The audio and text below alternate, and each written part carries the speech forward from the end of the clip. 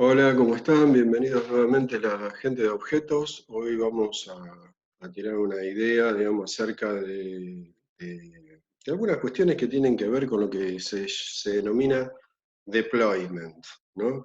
Es decir, cómo empaquetamos la aplicación, cómo la reenviamos, cómo la distribuimos y demás, ¿no? Algo de eso tiene que ver. Pero también hay otros conceptos como una introducción a lo que son las interfaces gráficas de usuario. Bien, vamos a comenzar entonces eh, viendo los paquetes, para qué sirven los paquetes. Bueno, en todos los lenguajes tenemos ahora el concepto de namespaces, ¿sí? El namespaces sería algo así como el nombre completo de una clase, en realidad es el nombre del paquete más el nombre de la clase. Ese es el nombre completo real, ¿sí?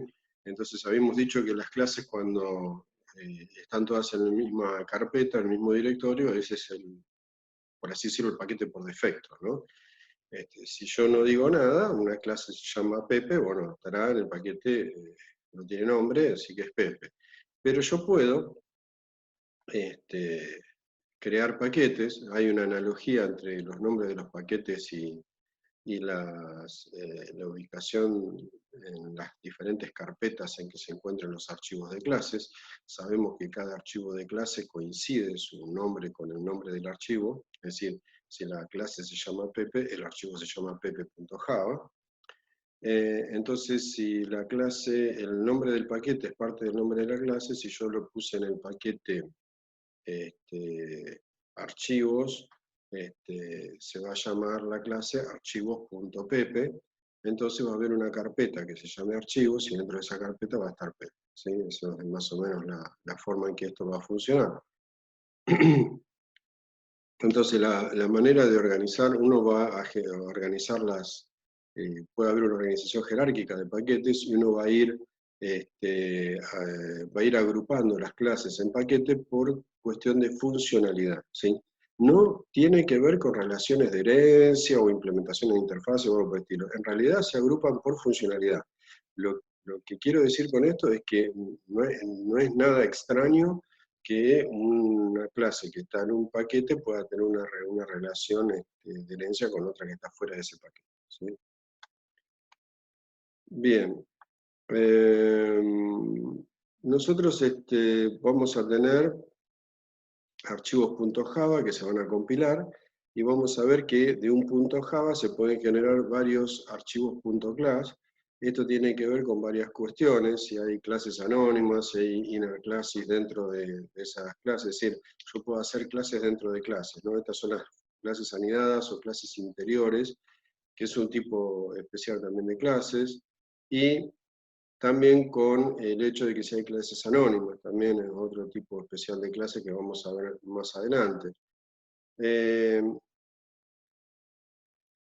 Bien, nosotros entonces, todas esas clases, como dije, las podemos poner en determinado paquete y vamos a utilizar la sentencia package, que va a ser la primera instrucción que puede ir en un programa fuente, es la instrucción package, va antes que todo, antes que en import, antes que todo, va package. Entonces, con package vamos a indicar a qué paquete corresponde esa clase.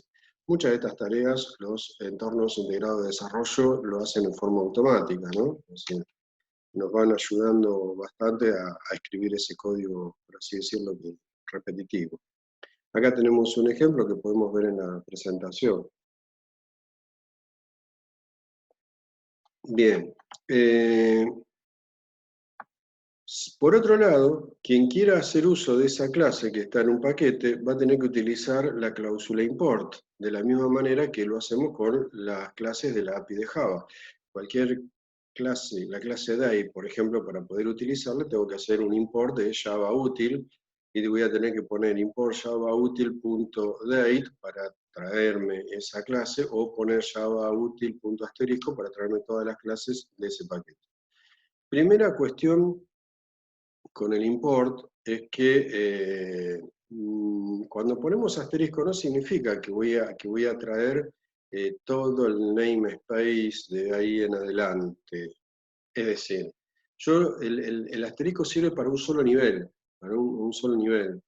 Es decir, si yo digo Java útil asterisco, voy a traer a Java útil day, por ejemplo, pero si hubiera otro paquete dentro de útil, por ejemplo, Java útil, no sé, otro paquete, punto, otro nombre de clase, a esa no la trae, no la trae. Tengo que hacer un import por cada nivel de cada paquete y subpaquete. No sé si quedó claro un poco lo que estaba explicando.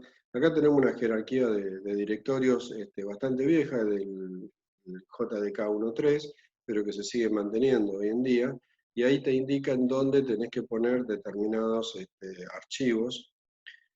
Por ejemplo, cuando creamos algún framework y demás, si queremos compartirlo con otros programadores, yo podría luego empaquetar todo ese framework en un archivo .jar, y eso lo podría, por ejemplo, copiar directamente en esta carpeta, y entonces en esa instalación, en esa plataforma, en esa workstation, terminal, lo que sea, eh, todos los programadores ya van a tener disponibles, los que usen esa máquina van a tener disponible ese framework en esa ubicación.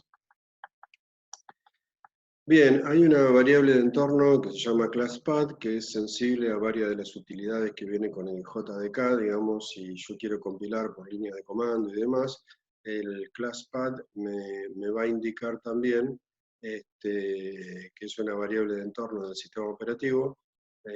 Bueno, saben lo que son las variables de entorno del sistema operativo, ¿no? Van a tener que ir a abrir el explorador de Windows, ir a mi PC o a mi equipo, botón derecho propiedades, propiedades avanzadas, variables del sistema, fíjense que por ahí lo van a encontrar, y ahí van a poder ver y modificar todas las variables de entorno que tiene su sistema operativo Windows, ¿sí? Bien, si no, en línea de comando pueden utilizar el comando set para poder establecer valores a las variables de entorno, tan sencillo como decir set variable igual valor. Bueno, ¿por qué decimos esto? Porque la carga de clases se hace en el siguiente orden. Cuando yo hago una referencia a la clase Pepe dentro del tiempo de ejecución, lo que va a hacer Java es primero buscar a la clase Pepe en el directorio, en los directorios estándares que mostrábamos anteriormente de Java 1.3. Luego lo que va a hacer es buscar en el directorio por default, que generalmente es el directorio actual, donde estamos parados en este momento. Tercero, lo que va a hacer es buscar en los directorios indicados por la variable ClassPath, ¿sí? Como decíamos acá, si dice c2 proyecto módulo 1, bueno, buscaría ahí en el ClassPath, ¿sí? También puedo indicar una serie de paquetes comprimidos, también se buscaría allí si están indicados. Y por último, va a buscar, digamos, en los paquetes identificados por las sentencias import dentro del código. Bien, si en ninguno de estos encontró la clase Pepe, obviamente que el cargador de clase va a dar un error, ¿sí? Y va a lanzar una excepción que se llama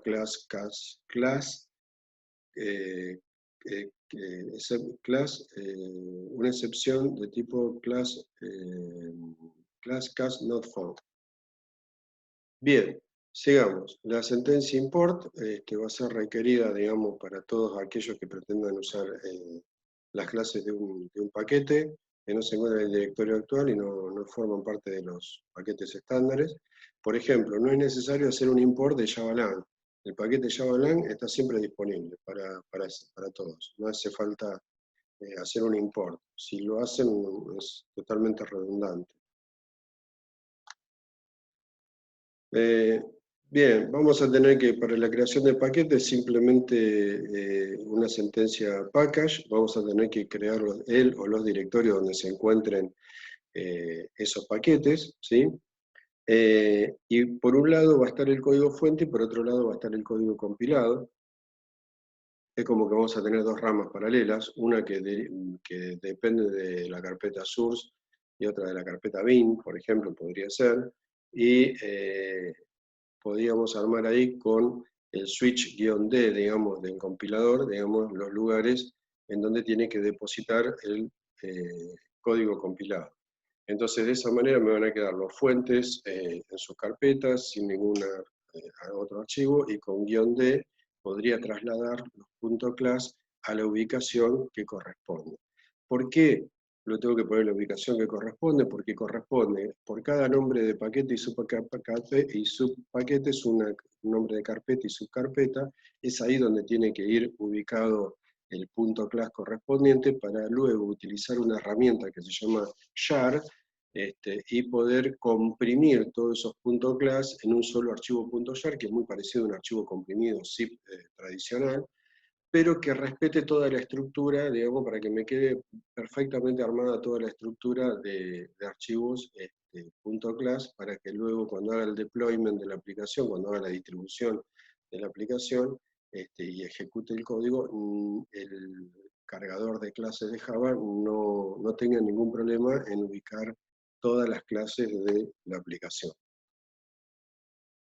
Sí, eso es lo que les estaba comentando con la aplicación jar, parados, digamos, en el comienzo de la jerarquía de estas carpetas y subcarpetas, indicando las opciones que correspondan para la creación de paquetes, y el nombre del archivo .jar nos permitirá comprimir todos los archivos .class en un único archivo comprimido .jar, que después podamos ejecutar. ¿Sí? Es decir, dentro del jar podemos incluir otro archivito que se llama manifest, en donde en el manifest le decimos cuál es la clase principal a partir de la cual uno quiere ejecutar la aplicación, y entonces luego con la máquina virtual vamos a decir java-jar y el nombre del jar, y ya directamente saldría sin más, con eso ya la aplicación se ejecutaría automáticamente. Nos facilita mucho. No solamente que ocupa menos espacio, son menos carpetas y directorios y archivos que distribuir, que se pueden perder, que se pueden borrar, etcétera, etcétera. Podemos comprimir toda la aplicación en un único archivo y distribuirlo fácilmente, y poder además crear un shortcut o un disparador, digamos, un lanzador de la aplicación de una manera muchísimo más sencilla, ¿sí? Así que bueno, esto es una herramienta muy, muy útil que hay que aprender a manejar muy bien. Esto también, generalmente los entornos integrados de desarrollo lo hacen automáticamente. Por último, interfaces gráficas de usuario. Bien, la mayoría de las aplicaciones cliente-servidor hoy en día, obviamente que requieren aplicaciones gráficas de usuario. Hay varias formas de hacer aplicaciones gráficas de usuario. Se han desarrollado en Java muchos frameworks, algunos son propios de Oracle, es decir, están dentro del estándar de Java, y otros incluso son de terceros. Acá lo que se está mencionando es una de las primeras, o la primera interfaz gráfica que se diseñó para Java. El framework se llama AWT, que significa Abstract Windowing Toolkit. Parecerá arcaico o primitivo, pero en realidad Swing, que es un poco más moderno, está basado en AWT, así que en realidad recomiendo mucho un breve recorrido y una idea tener una noción de AWT, porque los mismos conceptos se utilizan en Swing, ¿sí? Con mayor complejidad, por supuesto, pero es un muy buen punto de partida. Otra cuestión de por qué también todavía lo banco de alguna manera AWT, a pesar de los años que han pasado, es que por el caso de los applets. Los applets son, digamos, están los applets y los servlets. Los servlets son código Java que se ejecuta del lado del servidor. Para los viejos programadores diré algo muy similar a lo que antiguamente nosotros ya entendíamos como interfaz CGI, ¿se acuerdan los códigos CGI que corrían del lado del servidor? Bueno, esto algo medio parecido son los servlets, pero después también Java tuvo un gran éxito en la década del 90, que fueron los applets. Los applets es código Java que corre del lado del cliente, es decir, la mayoría de los navegadores modernos tienen incorporado una pequeña máquina virtual Java embebida dentro del propio navegador, que te permite correr código Java ahí adentro. Bien, ese código Java puede ser con pantalla o sin pantalla, simplemente puede ser un proveedor de servicio, puede ser algo que interactúa con la página o que devuelve algún dato y demás, solamente puede interactuar con el servidor de donde se descarga, por razones de seguridad, etcétera, etcétera. Bueno, pero si uno le hace una interfaz gráfica, una posibilidad bastante interesante que nos ha salvado más de una vez a nosotros en algunos desarrollos web, es hacer una interfaz gráfica con AWT. ¿Por qué? Porque con AWT, si bien la interfaz gráfica es bastante horrible, digamos, no queda muy linda y digamos, hay que trabajar un poquito para que las cosas se vean bien, queda bajo un aspecto bastante antiguo, ¿no? Pero bueno, visualizable en un navegador y visible por el usuario. La ventaja que tiene es que un applet escrito con AWT puede correr en cualquier navegador y no va a tener problema y cualquier navegador lo va a poder visualizar en la parte gráfica porque todos los navegadores incorporan el framework AWT. Si yo escribo el applet en Swing, por ejemplo, voy a necesitar que el usuario tenga instalado la Java Runtime Environment para que pueda visualizarse o ejecutarse ese applet. Si no, vamos a estar en problemas. Así que bueno, por esas dos razones banco todavía a pegar un vistazo, estudiar un poquito, tener nociones de AWT. Bien, para el desarrollo de interfaces gráficas lo que predomina, lo que se recomienda es el patrón de diseño MVC, Model View Controller Pattern, donde por un lado tenemos las clases Model, por otro lado las View, por otro lado las Controller. Por ejemplo, Model permitiría hacer todo el acceso a datos, cómo grabar una factura, cómo leer una factura. View sería cómo visualizar esa factura de alguna manera en una interfaz gráfica, y Controller, o una interfaz gráfica que permita crear una factura y apretar un botón y cargar los datos de la factura y con ese botón que apretamos grabarlo en la base de datos, pero va a necesitar de un controller, es decir, es alguien que va a controlar el evento de ese botón y va a trasladar los datos de la factura hacia la capa model para luego ser persistido en la base de datos, y viceversa, si tuviéramos que traer datos de la capa model, pasarlo por la controller y luego visualizarlo en la capa view. ¿Para qué tomarnos tanto trabajo y hacer todo esto? Bueno, por ejemplo, yo podría desarrollar un prototipo o una aplicación de consola en donde voy mostrando los datos al usuario en la consola y de esa manera voy implementando toda la capa model, y la capa view prácticamente es una clase consola donde voy a ir mostrando los datos que yo quiera mostrar. Si luego el usuario me pide una interfaz gráfica, yo tranquilamente puedo venir y hacer en AWT la capa view para mostrar la parte gráfica. Si mañana el usuario me viene y me dice, mire, la verdad que lo de AWT es una porquería, no me gusta cómo se ve la aplicación, yo quiero que me lo haga en JavaFX o en Swing o en lo que sea, no importa, tendremos que reprogramar o rever toda la capa view, pero la capa model seguiría intacta, digamos. Seguramente vamos a tener que hacer algún cambio en la controller, pero teniendo las cosas separadas no es necesario reescribir toda la aplicación. De alguna manera el Model View Controller Pattern viene a apoyar un poco lo que vengo diciendo desde hace años, desde el año pasado, cuando vieron la programación procedural, que programemos por capas. Es decir, cada capa tiene una API determinada, una Application Program Interface determinada, un objetivo determinado, hace algo y es independiente de otras capas de software. Entonces, de esa manera, nosotros podemos hacer evolucionar nuestro código y no tenemos que tirarlo todo y volverlo a hacer si lo que estamos haciendo es un código espagueti chorizo donde estamos mezclando la model, la view y la controller todo junto. Mientras que tengamos todo mezclado, no va a haber posibilidad de evolución. Cambiar de AWT o de una consola o de Swing a lo que sea va a ser siempre una pesadilla por el simple hecho de que simplemente está mal programado. Bueno, eso sería todo entonces por ahora. Y bueno, hay que practicar un poquito con el switch-d, digamos, del compilador para separar las clases y armar los paquetes y utilizar un poco de package y de import y de classpath. Bueno, a veces suele ser un poquito odioso todo eso, porque un poco de manejo de consolas vamos a necesitar, pero con un poquito de práctica lo vamos a lograr y sepan que hay un montón de herramientas como entorno de desarrollo y demás que nos realmente facilitan mucho la cosa. Eso sería todo, muchísimas gracias.